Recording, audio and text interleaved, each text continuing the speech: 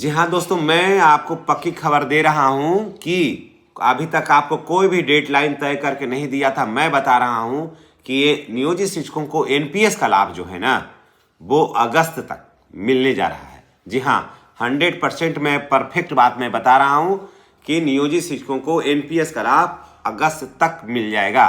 पहले अभी नियोजित शिक्षकों का प्रमोशन होगा, प्रमोशन के बाद नियोजित शिक्षक करेंगे काम बेहतर तरीके से। उसके बाद देखिए, ये प्रमोशन का काम जो है वो जनवरी तक एकदम समाप्त हो जाएगा। फरवरी, मार्च, अप्रैल, उसके बाद फिर गर्मी की छुट्टी पलट कर रख के आइए, आप एनपीएस का लाभ झोला में भर कर ले जाइए। दोस्तों नमस्कार, मैं हूं संजीत कुमार और आपने देखना शुरू कर दिया है बिहार टीचर पॉइंट। दोस्तों बात करेंगे नियोजित शिक्षकों का। जी हाँ, 9 सदस्यीय कमेटी का गठन हुआ। उसमें बहुत सारे हमारे शिक्षक पूर्व में भी और आज भी और कल भी व्यंग कर रहे थे कि आप बेकार माथा पीट रहे हैं। हमको कहते हैं, समझ गए, कि बेकार माथा पीट रहे हैं। और कहते हैं ये लोग कि नियोजित शिक्षकों को कुछ भी नहीं मिलेगा। मैं उन साथियों को मैं कहता हूँ, मैं उन बुजदिलों को मैं कहता हूँ कि आपको अभी तक ये बात समझ में नहीं आई कि नियोजित शिक्षकों को कुछ नहीं मिलेगा। पहले ये क्या थे जानते हैं? ये पहले थे नियोजित शिक्षक, समझ गए। ये डर से नहीं होता है, धर्म परिवर्तन कर लेना है ना, धर्म परिवर्तन कर लेना, पहले यही थे। बाद में के पाठक के डर से, समझ गए, ये सब जो भागे हैं के पाठक के डर से ये लोग सभी चले गए थे विशिष्ट शिक्षक बनने। ठीक है, तो बनिए, तो हम लोगों को कोई आपत्ति नहीं है। और आज भी जो नियोजित शिक्षक अब सुधार हुआ है तो वहाँ जाएंगे तो हमें कोई आपत्ति नहीं है। हमको भी अगर लगेगा कि अब ये ठीक है तो हमें भी कोई आपत्ति नहीं है। लेकिन यही लोग जो गए हैं अब कहते हैं कि नियोजित शिक्षक हट जाएंगे, नियोजित शिक्षकों को कोई फायदा नहीं होगा।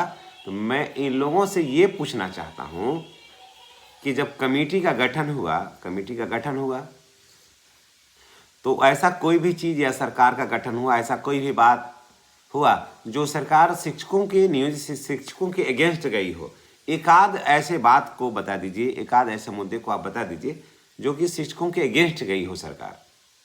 बता गिना दें वो लोग हमको। पूरे जितने भी बिहार के जो शिक्षक हैं, मैं खुले मन से मैं उनको चैलेंज करता हूं, मैं व्यक्तिगत रूप से नियोजित शिक्षकों के तरफ से, वो ऐसा कोई भी चीज़ बता दें कि जो सरकार हम नियोजित शिक्षकों के अगेंस्ट गई है।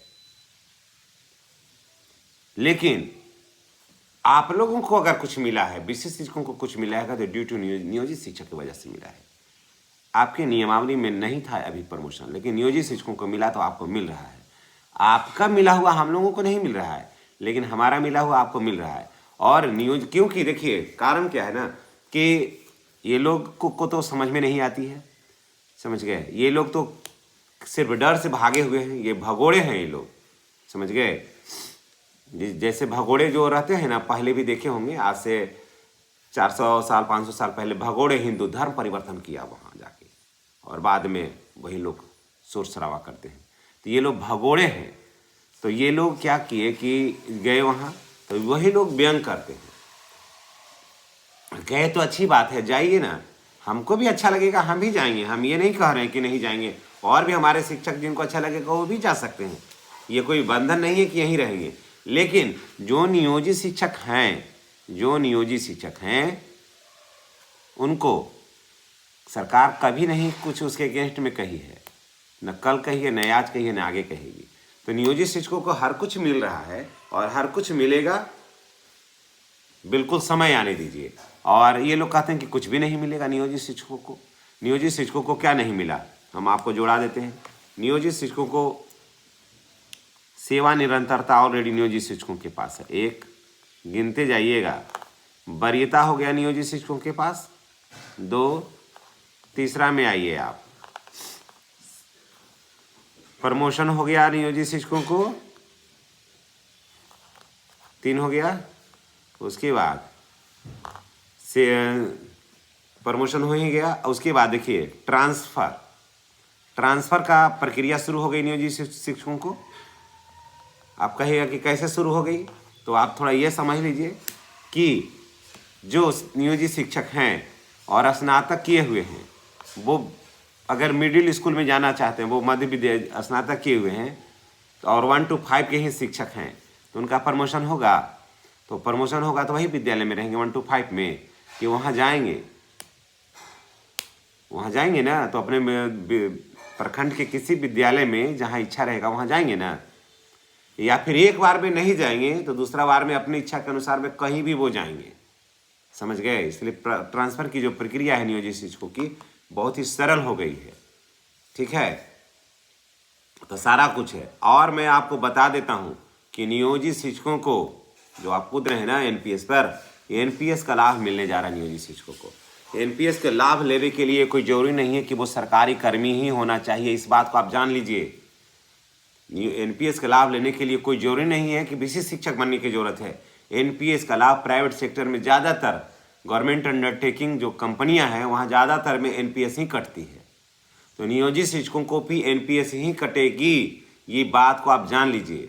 समझ गए? इसमें कोई राय दुहाई नहीं है। नियोजित शिक्षकों को एनपीएस का लाभ मिलेगा और निश्चित रूप से मिलेगा।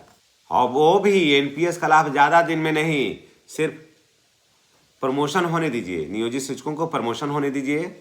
समझ गए? उसके बाद जैसे ही ये लोग नए विद्यालय में जाएंगे, नए विद्यालय में जाने के बाद अपना कार्य बेहतर तरीके से करने लगेंगे।